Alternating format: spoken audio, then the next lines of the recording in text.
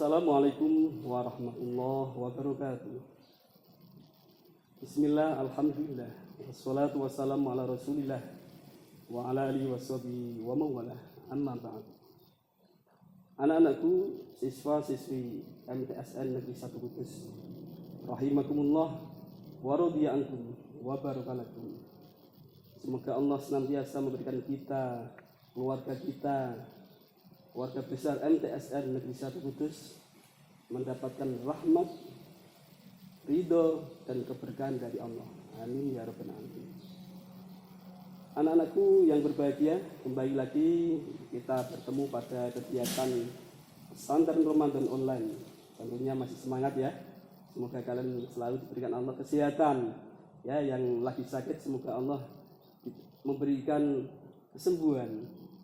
Amin ya rabbal alamin. Baik, untuk kali ini saya akan menyampaikan sebuah tema tentang keutamaan Al-Quran. Perlu diketahui bahwa Al-Quran ini adalah salah satu dari 100 kitab yang Allah turunkan ke bumi. Al-Quran diturunkan kepada Nabi kita, yaitu Nabi Muhammad SAW. Al-Quran memiliki khususiyah, keutamaan, keistimewaan yang berbeda dengan kitab-kitab yang lain. Di antaranya yaitu pertama, orang yang membaca Al-Quran ya termasuk ibadah. Tentunya bacaannya benar sesuai kaidah tajwid, makhrajnya bagus ya. Ini akan dianggap atau termasuk ibadah. Nabi bersabda, afdalu ibadati ummati qiraatul Quran. Utama-utamanya ibadah umatku adalah membaca Al-Quran. Karena Al-Quran itu ketika kita baca Al-Quran termasuk kalamullah ya, jadi kita seperti ngobrol sama Allah. Ini adalah sebuah ibadah. Nah, ketika ibadah tentunya ada pahala di situ. Nabi bersabda lagi, man qara'a harfan min hurufil Qur'an falahu hasanatun wal hasanatu bi asyri amsaliyah. Barang siapa yang membaca satu huruf dari beberapa huruf Al-Quran, Allah akan memberikan pahala, kebaikan. Nah, setiap kebaikan itu Allah lipat gandakan sampai 10 kali lipat. Satu huruf saja. La aqulu alif lam mim harfun wahidun.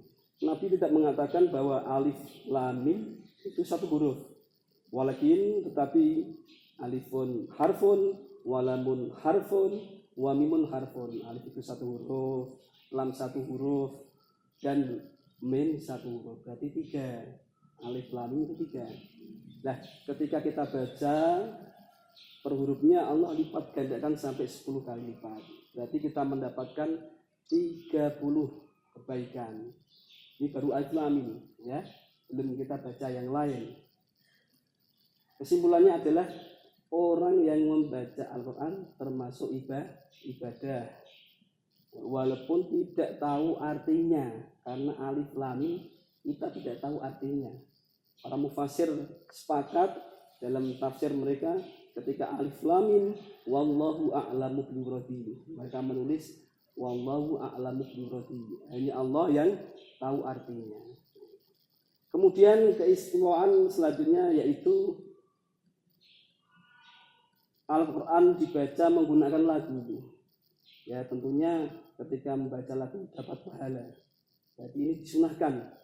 Ya, zaman Nabi ada sahabat yang bernama Abu Musa Al-Ansari. Beliau suaranya merdu sekali, sehingga Nabi itu memujinya.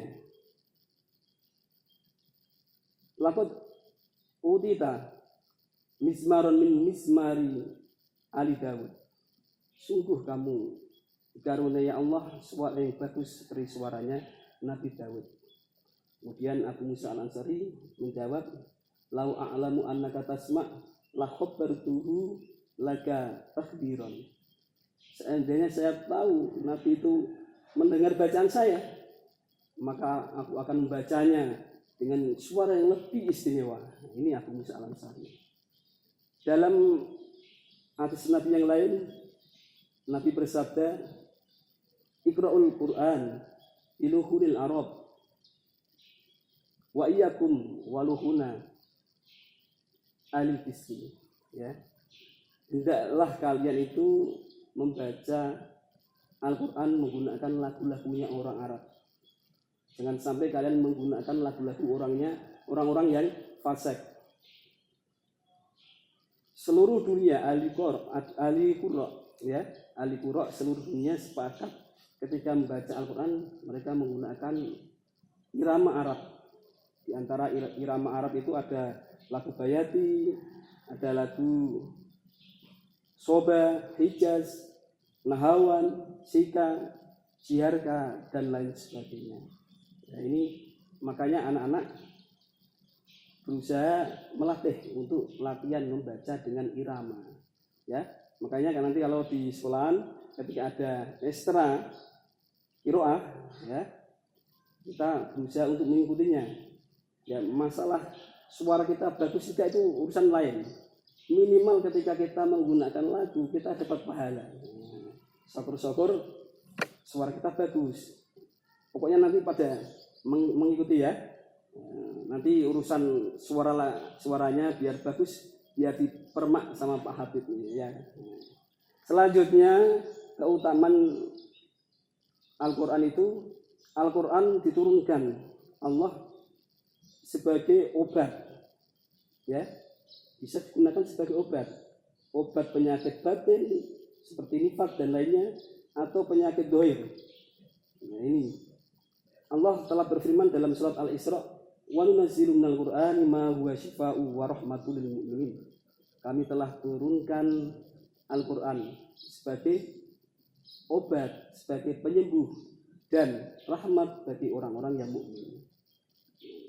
Kemudian sabda Nabi juga ada, yaitu iyakum alaikum bisifa'ain Al-Qur'an wal asr.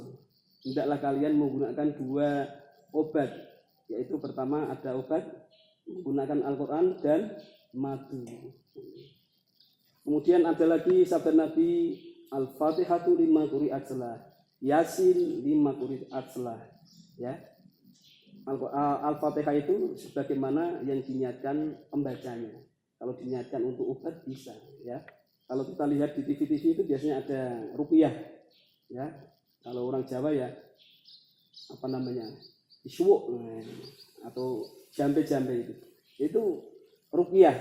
Cuma kalau di TV terkesan apa namanya, mengobati mereka-mereka yang kesurupan, yang kemasukan jin. Padahal Al-Qur'an itu bisa mengobati penyakit batin, juga penyakit dohir. Malah penyakit dohir itu malah lebih mudah. Ya, ini kita coba gunakan. Kalau kita baca Quran, biasakanlah kita taruh air di depan kita, satu gelas atau botol. Ini kita gunakan, kita niati untuk meruqyah diri kita dengan media air. Ya, kalau contohnya ada yang sakit panas, kita bisa menggunakan Al-Qur'an. Kita bacakan muawwidzatain 7 kali. Kalau masih panas, belum turun, bisa ditambah. Kita bacain Al-Fatihah sampai 41 kali. Insya Allah sembuh. Baru-baru ini ada seorang profesor ya yang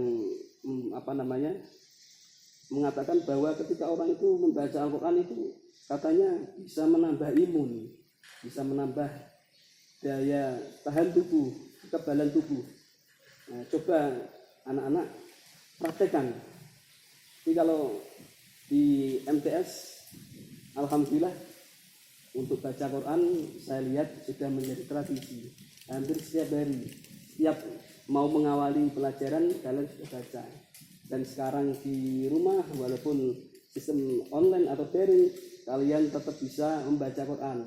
Nah, ada khatmul Quran ya, putaran 1, 2, sampai saya lihat ada yang sampai putaran 5, 6, ada yang 8. Ini kalian semangat sekali. Ya, semoga itu jadi ladang amal buat kalian. Ya, karena Al-Qur'an nanti juga akan memberikan syafaat bagi kita. Nabi bersabda, "Iqra'ul Qur'an fa innahu ya'ti yaumal qiyamah syafi'an li ashabi. Bacalah Al-Qur'an, karena Al-Qur'an nanti datang di hari kiamat memberikan syafaat bagi sahabatnya. Siapa sahabat Al-Qur'an? Tentunya orang yang biasa baca Quran. Nah, ini semoga kita mendapatkan syafaatnya. Lebih anak-anak ini biasakan ya, kalau kita habis maghrib atau habis subuh, walaupun satu ayat ya, biasakan baca Quran ya, untuk menguatkan hafalan kita, ingatan kita gunakan baca Quran. Kalau mau belajar bacaan Al-Quran walaupun Al-Fatihah, kan Al-Quran juga kan, bacain insya Allah. Karena dalam keterangan kitab Ta'lim Muta'alim termasuk hal-hal yang bisa menguatkan ingatan ini adalah siwak, ada membaca Al-Quran. Sekian yang mungkin bisa saya sampaikan. Semoga ada manfaatnya, ada berkahnya. Dan saya mohon maaf jika ada kesalahan. Mari kita tutup bersama dengan doa kifarah majlis. Subhanakallahumma wa bihamdika asyhadu an la ilaha illa anta astaghfiruka wa atubu ilaik. Assalamualaikum warahmatullahi wabarakatuh.